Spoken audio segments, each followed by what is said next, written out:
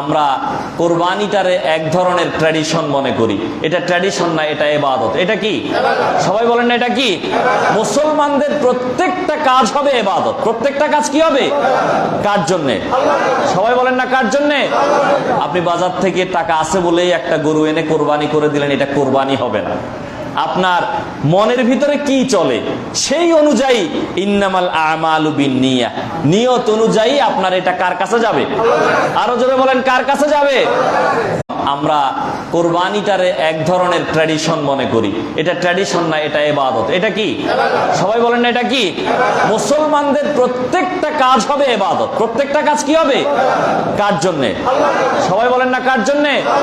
আপনি বাজার থেকে টাকা আছে বলেই একটা গরু এনে কোরবানি করে দিলেন, এটা কোরবানি হবে না। আপনার মনের ভিতরে কি চলে সেই অনুযায়ী, ইন্নামাল আমালু বিন্নিয়াহ, নিয়ত অনুযায়ী আপনার এটা